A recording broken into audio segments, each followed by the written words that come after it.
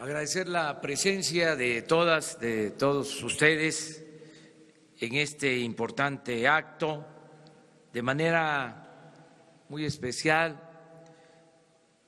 agradecer la participación del maestro Alejandro Díaz de León, gobernador del Banco de México, una institución fundamental para la vida pública de nuestro país, en el terreno económico y financiero. Agradecer también a Marcos Martínez Gavica, presidente de la Asociación de Bancos de México, por su participación, apoyo, confianza que ha expresado al nuevo gobierno, y destacar el trabajo que han venido realizando los servidores públicos de la Secretaría de Hacienda, tanto Carlos Ursúa, secretario de Hacienda, como Arturo Herrera Gutiérrez, subsecretario de Hacienda y Crédito Público. Profesionales, honestos, responsables, serios, servidores públicos. Estamos iniciando una etapa nueva en la vida pública del país y es conveniente repasar algunos principios básicos del nuevo gobierno, criterios fundamentales. Primero, el respeto al Estado de Derecho, que de verdad todos actuemos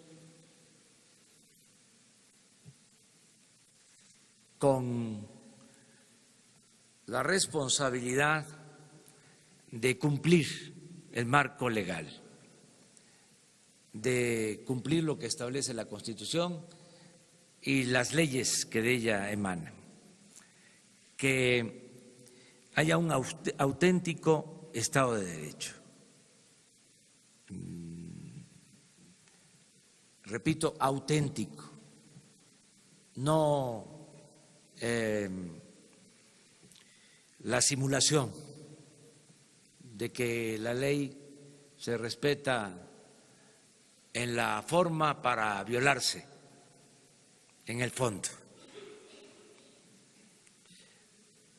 Esto es fundamental, esto es una regla clara para la convivencia entre los mexicanos y también para ser respetados en el extranjero, que haya un auténtico Estado de Derecho.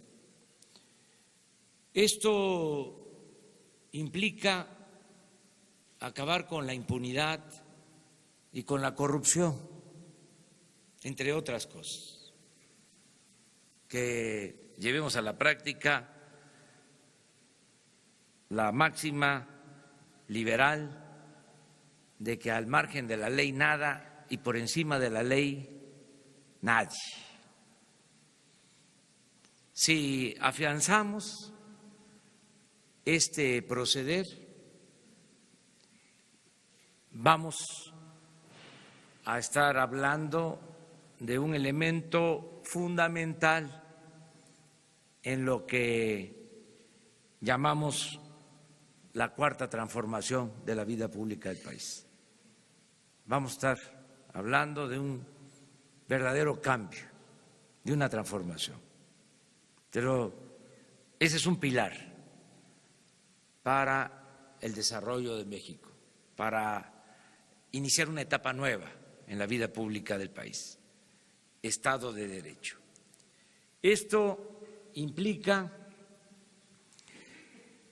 respeto a las decisiones de los organismos autónomos y división y equilibrio entre los poderes.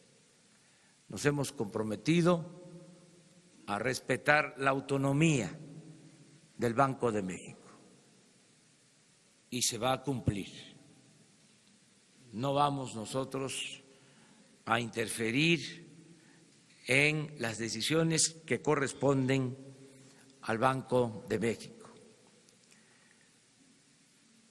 Y por lo que sí compete a nuestras facultades, vamos a mantener el compromiso de llevar a cabo una administración equilibrada. Vamos a mantener siempre equilibrios económicos, no vamos a gastar más de lo que tengamos de ingresos, no vamos a seguir endeudando al país, vamos a buscar que no haya déficit en el manejo de las finanzas públicas. Esto se va a lograr al mismo tiempo que no pensamos aumentar impuestos ni crear impuestos nuevos.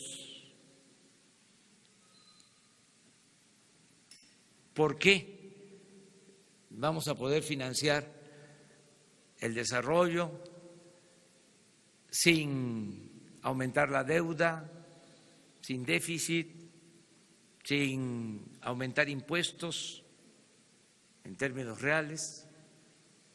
Confiamos que nos va a funcionar la fórmula de hacer un gobierno austero, sobrio, sin lujos.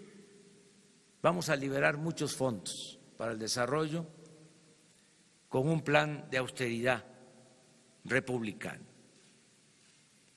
Se gasta mucho en el gobierno,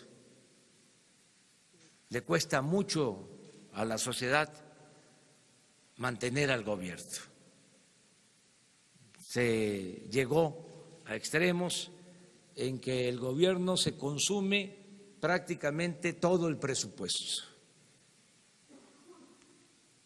El gobierno estaba ensimismado y era muy poco lo que se transfería, se trasladaba, se orientaba en beneficio de los ciudadanos, porque el gobierno tenía otra función, no era promotor del desarrollo, era facilitador de negocios en beneficio de minorías. Esto fue lo que nos condujo a la crisis de México y por eso necesitamos cambiar, necesitamos que el presupuesto le llegue a los ciudadanos, que cada vez liberemos más fondos para el desarrollo. Por eso la austeridad, el que no haya sueldos tan exagerados, que no haya lujos en el gobierno. Esto lo hacen las empresas, se hace en las familias, no se derrocha el dinero, no hay gastos superfluos, no hay desperdicio. Es elemental que una buena administración significa un manejo austero del presupuesto. Y esto nos va a permitir liberar fondos para el desarrollo. insisto, sin aumentar impuestos y sin endeudar al país. Y lo otro, que también es una fuente para financiar el desarrollo, una fuente importante, es el no permitir la corrupción, porque es mucho también lo que se iba por el caño de la corrupción. Lo estamos viendo y se puede constatar, lo podemos probar. Iniciamos el plan para evitar el robo de combustibles y en 20 días nos hemos ahorrado 2.500 millones de pesos. Ustedes seguramente están informados. El año pasado se robaron más de 60.000 millones de pesos combustible. Esto fue creciendo. Hace 2, 3 gobiernos se robaban 10.000 millones, los tenía hasta contabilizado la Secretaría de Hacienda, eran parte del presupuesto.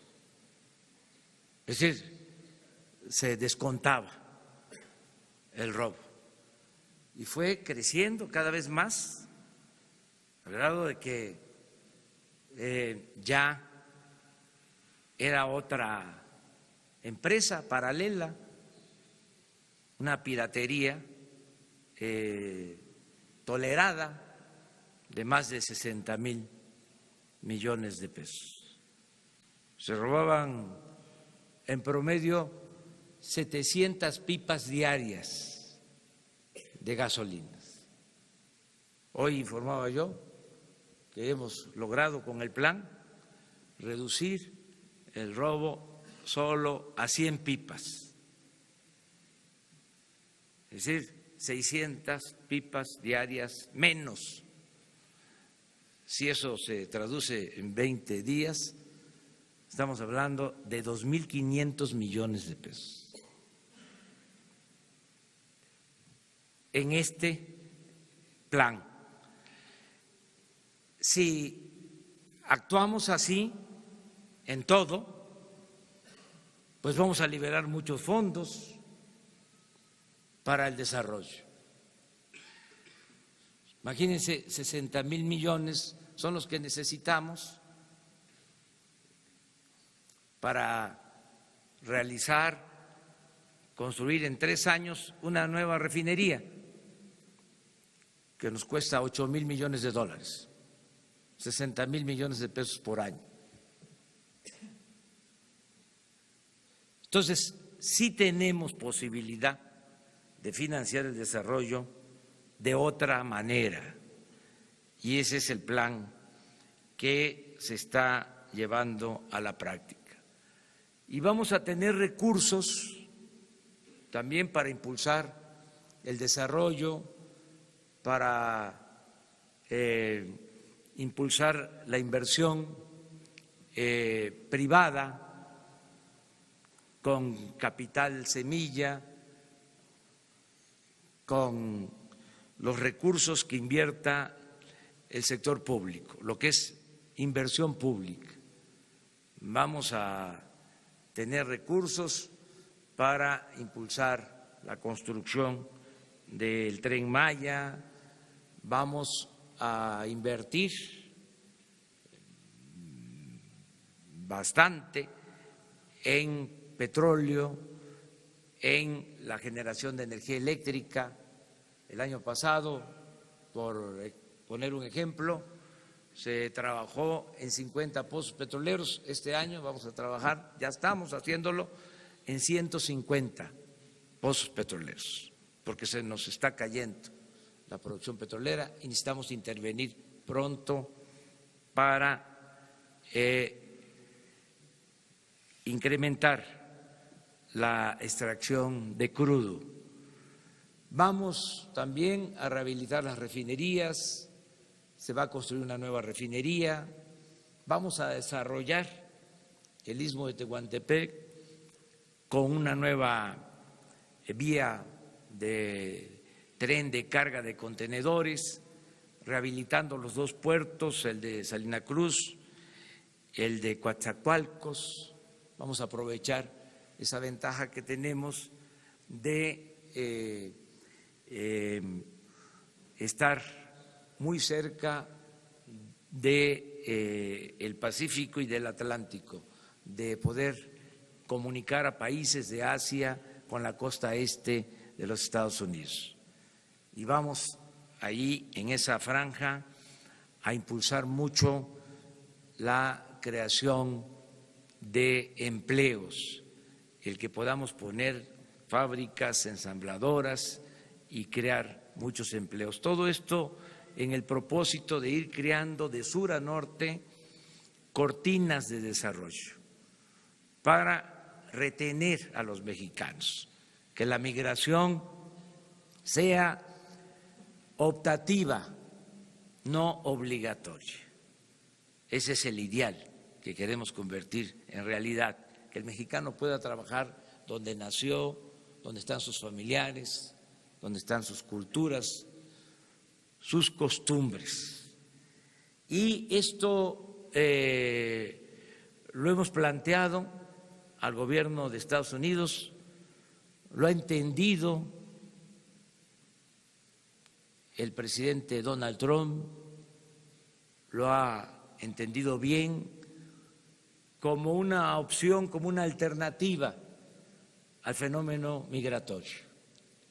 Y estamos en pláticas, en conversaciones, porque hay ya un compromiso de apoyar este plan de desarrollo del sur, del sureste, con 4.800 millones de dólares de inversión estadounidense. Si logramos concretar este acuerdo en el corto plazo, va a significar un incremento importante en la inversión extranjera, porque necesitamos, como aquí se ha dicho, crecer. No podemos seguir creciendo a una tasa promedio anual del 2%. México es de los países con menos crecimiento económico en el mundo.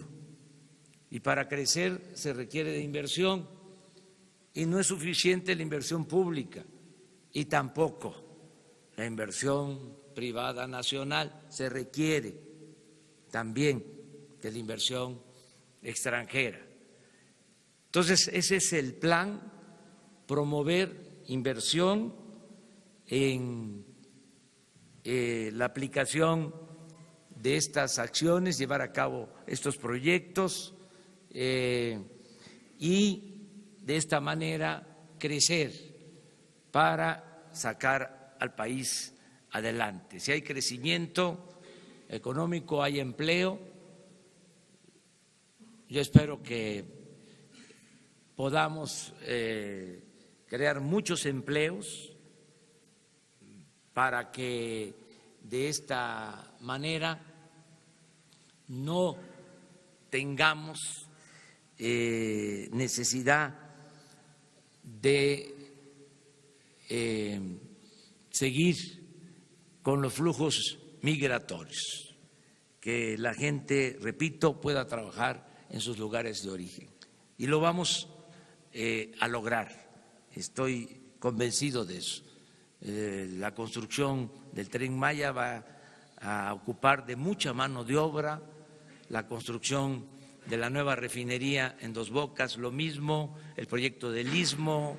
Vamos a sembrar 1 millón de hectáreas de árboles frutales y maderables en el sureste. Solo este proyecto va a demandar 400,000 empleos permanentes. Entonces, vamos de esta forma a lograr que haya crecimiento, que haya empleo, desde luego cuidando siempre que el crecimiento no nos signifique inflación. Tenemos que hacerle como se está actuando en el caso del combate a lo que coloquialmente se llama el huachicoleo.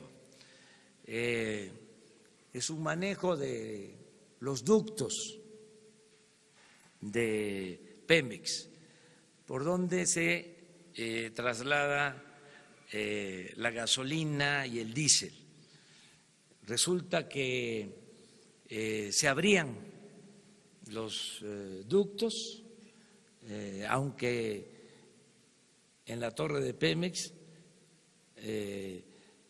hay monitores para saber el comportamiento y la presión de los ductos, de cómo fluye la gasolina. Se sabía perfectamente cuándo se bajaba la presión y la norma obligaba a que se cerraran los ductos para que ya no se fugara más gasolina, que dejaran de robarse la gasolina. Y lo que hacían era mantener abiertos los ductos. Entonces, por eso 700, 800 pipas, un día más de 1,000 pipas diarias. Entonces, intervenimos y tenemos ya el control de los ductos y se van abriendo poco a poco y estamos haciendo cambios para transportar gasolina, combustible en pipas. Cuando hay ductos que no tienen el control suficiente porque crearon ramales, medios de distribución alternos con almacenamiento para el combustible. Entonces, es controlar los ductos sin dejar de abastecer. ¿Cómo hacerle? ¿Cómo equilibrar? Pues es lo mismo, cómo crecer sin inflación. Los economistas a veces lo resuelven de manera muy fácil. Se habla del símil de cuando se calienta un carro, que eso es el equivalente a la inflación. Entonces, para que el carro ya no se caliente, se apaga el carro, ¿no? Pues ya no se calienta, ya no hay inflación, pero ya no camina el carro, no hay crecimiento. Entonces, aquí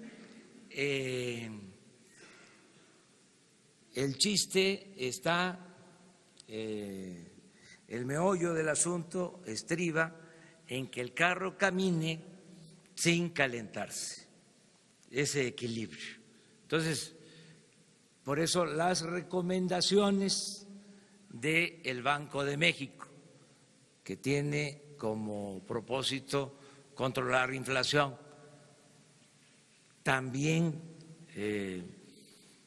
el crecimiento, pero más el control de inflación. Nos gustaría que no solo sea control de inflación, sino que también se pensara en el crecimiento. Pero bueno, en lo que corresponde al control de inflación, nosotros vamos a actuar de manera muy prudente, muy responsable. O sea, que haya crecimiento sin inflación. Ya se ha logrado. Ahora que tomé posesión del cargo como presidente de la República, recordaba yo lo que fue el periodo de don Antonio Ortiz Mena, secretario de Hacienda. 2 sexenios, 12 años de crecimiento económico como no se ha visto, de 6% promedio anual. Pero lo más importante, que se logró el crecimiento económico del 6% anual sin inflación y sin endeudamiento del país. Ahí está la clave. Eso no se ha logrado en los últimos tiempos. Tenemos que ir hacia ese modelo de crecer sin inflación y sin endeudar al país. Yo celebro mucho el que se esté logrando este acuerdo para la inclusión financiera. Es muy importante, es fundamental. Celebro más que nada la concurrencia de tres instancias de la Asociación de Banqueros, del Banco de México y de la Secretaría de Hacienda en este propósito de modernizar todo el sistema financiero, la inclusión, el que se puedan hacer estas operaciones utilizando tecnología de punta. Yo doy a conocer también que se va a hacer un esfuerzo importante para lograr la conectividad en todo el país, que también en eso traemos atraso. Tenemos muy poca conectividad para internet, para telefonía celular. Tenemos una conectividad de solo el 20% de nuestro territorio. No alcanzamos a tener red de comunicación de internet, ni siquiera en todas las cabeceras municipales. En el 80% del territorio nacional no tenemos conectividad con internet. Sale uno de una ciudad, de una cabecera municipal, y ya no hay señal. Esto lo tenemos que resolver. Afortunadamente hay una buena infraestructura de la Comisión Federal de Electricidad, hay fibra óptica en prácticamente todo el país, y uno de los proyectos que vamos a impulsar con inversión privada, haciendo una mezcla de inversión pública y privada, va a ser el de lograr la conectividad a todo el país. Esto va a ayudar mucho para este propósito de lograr al mismo tiempo la inclusión financiera. Ya es un avance lo que se está logrando, que donde pueda utilizarse el teléfono móvil se puedan hacer operaciones entre bancos, entre usuarios de servicios bancarios, entre los mismos usuarios, como aquí se dijo, de bancos. Esto es algo muy importante, tiene que ver con la modernidad del país. Buscamos que sea una modernidad para todos, una modernidad forjada desde abajo y para todos.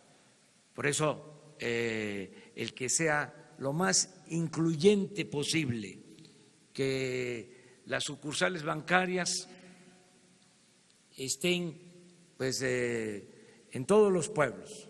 Actualmente no es así. Ahora con este sistema moderno a lo mejor ya no se van a requerir de sucursales bancarias, se va a poder llevar a cabo toda la operación bancaria mediante este sistema de comunicación moderno. Yo solo recuerdo, y así termino, que cuando fui jefe de gobierno de esta ciudad impulsamos mucho la bancarización.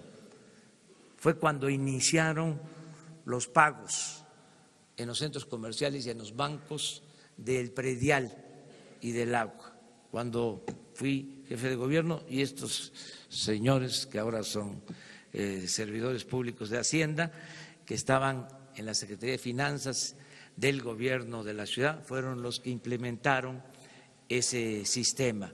De modo que sabemos de la importancia que tiene ir avanzando en lo tecnológico, pero, insisto, lo más importante de todo es la conciliación, la armonía, el respeto y la disposición de trabajar de manera conjunta para el desarrollo de México. Por eso agradezco y celebro esta reunión. Muchas gracias a todas y a todos ustedes.